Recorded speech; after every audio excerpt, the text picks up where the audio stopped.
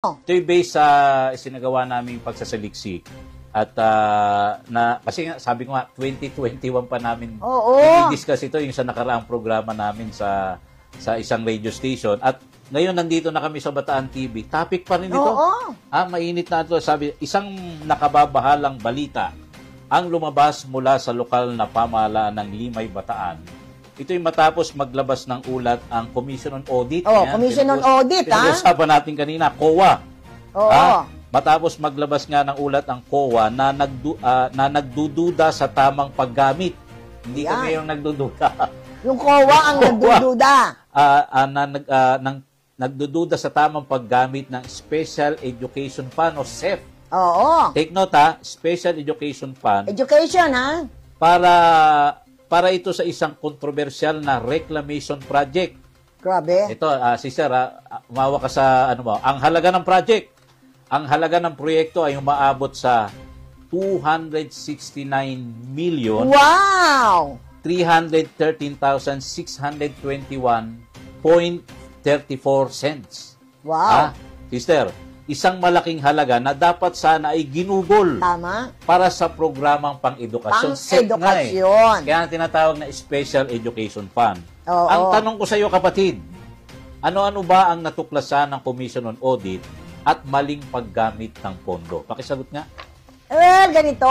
Ayon sa ulat ng audit ng Commission on Audit, ang Department of Budget and Management o DBM sa San Fernando ay may mga alalahanin, hinggil sa 80,387,341.44, 44 centavos na nakalaan para sa unang yugto ng proyekto, Phase 1. Bagamat hindi ipinagbabawal ng DBM ang paggamit ng pondo para sa Phase 1, hindi pinagbabawal pero may kondisyon na kailangang ipamahagi ang lupa sa Department of Education ng Bataan.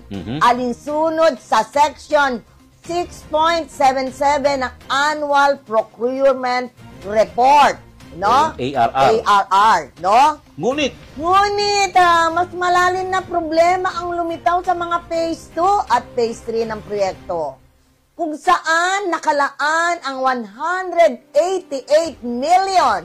Grabe, ang laki. 926,279.90 centavos ng SEF o SEP. Hindi pa rin nakapagbibigay ng legal na basihan ng LGU ng Limay. Until now. Upang gamitin ng SEP para sa bahagi ng reklamasyon ng mga yugtong ito.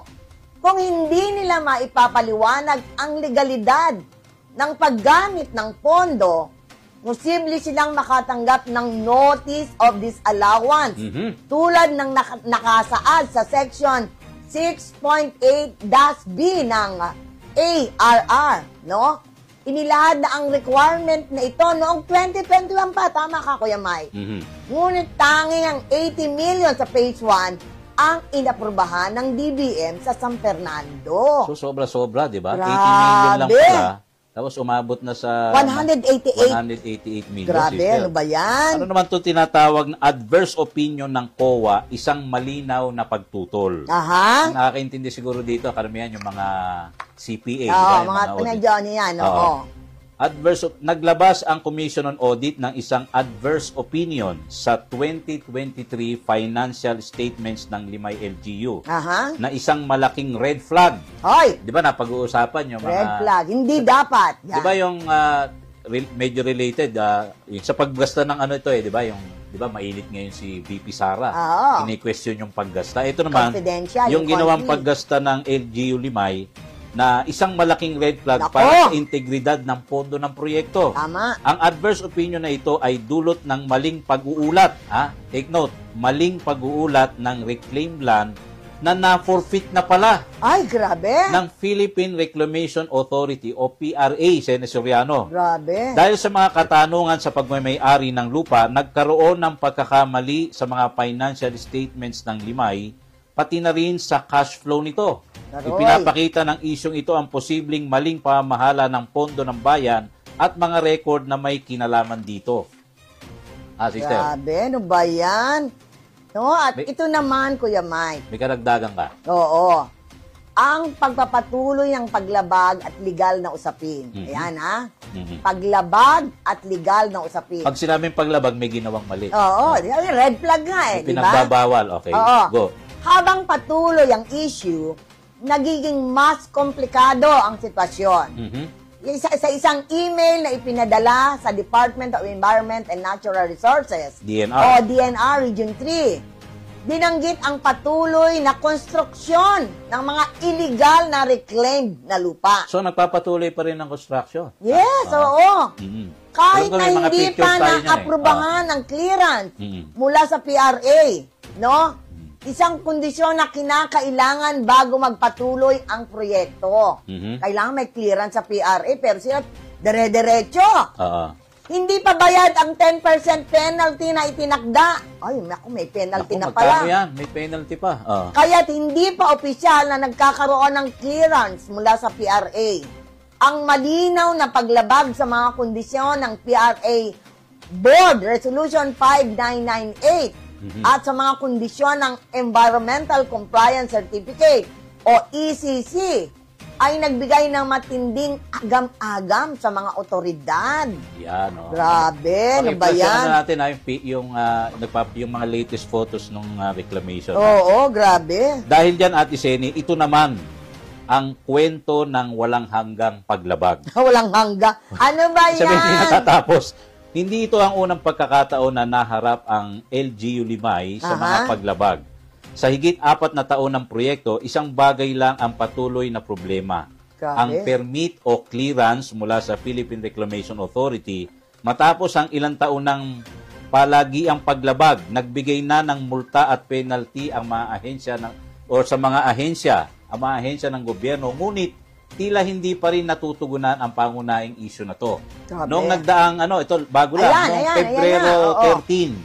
February 13, 2025, ngayon taon to, muling naglabas ng Notice of Violation ang EMB Region 3 matapos ang inspeksyon noong November 26, 2024. Pinagbayad ang Limay LGU ng 150,000 bilang multa dahil sa hindi pagsunod sa kondisyon ng ECC. Ay, grabe. Isang bagong inspeksyon ang isinagawa noong February 3, 2025. Ngunit hanggang ngayon, Senyor Soriano, wala pang pinal na desisyon na inilabas. At ang mga sulat mula sa USEC kaangkan ng DNR ay nagpapakita ng seryosong pangangailangan para sa agarang aksyon mula sa mga otoridad. Ito ang tanong ko naman sa iyo, kapatid. With all this mga issue, mga binanggit natin, ano ngayon ang kinakaharap o hinaharap para sa Limay? Medyo malabo yan, ano? Habang tumatagal ang investigasyon, tila may malinaw na tanong, Kuya Mike. Paano haharapin ng Limay LGU ang kanilang mga patuloy na paglabag? Continuous violation. Ano ba yan? Magbabayad na lang lagi ng penalty? Sayang ang pera. Di ba? 150,000. Ano yun? Ama? Habang tumataas ang presyo mula sa ahensya ng gobyerno, presyo mula sa mga ahensya ng gobyerno, kinakailangan ang mabilis na aksyon upang matiyak ang tamang paggamit ng pondo at ang pagsunod sa mga legal na proseso. Ang isyong ito ay naglalantad ng malalim na problema mas malalim sa pamamahala ng mga proyekto ng lokal na gobyerno. Hindi lang, Kuya Mike, no?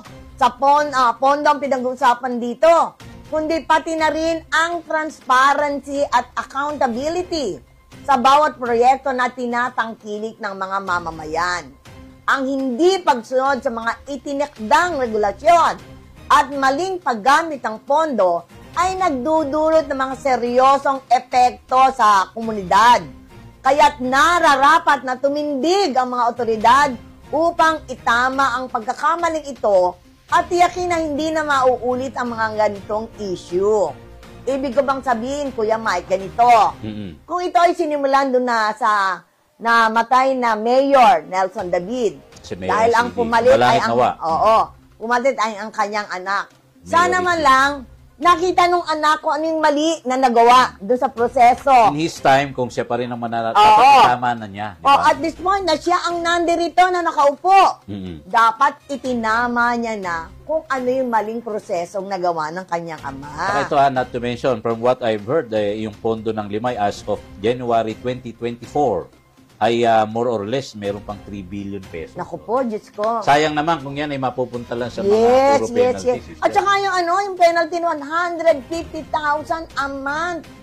Grabe yan, ha? Ang laki nang nawawala sa bayan ng Limay. Ulitin natin, ang programang Dateline Bataan ay bukas po sa anumang kasagutan dito sa mga itinanong natin. Lalo na mula sa LGU ng Limay. At kung pwede nila tayong i-challenge with regards to saan ba natin kinuha ito, di ba? Public records naman yan sa COA, di ba? Yes, oo. Yung iba, hindi nyo alam, para ma-download nyo, di ba? Yung mga, yung may kinalaman doon sa mga figures na binanggit natin. Oo. At with regards to that, yung reclamation, isa pang mainit na usapin dyan, yung cementerio, di ba? Yung usapin din ng permit. Grabe. Nakita ko yung isang article dyan sa Bataan News Central, nag-aaway yung mga...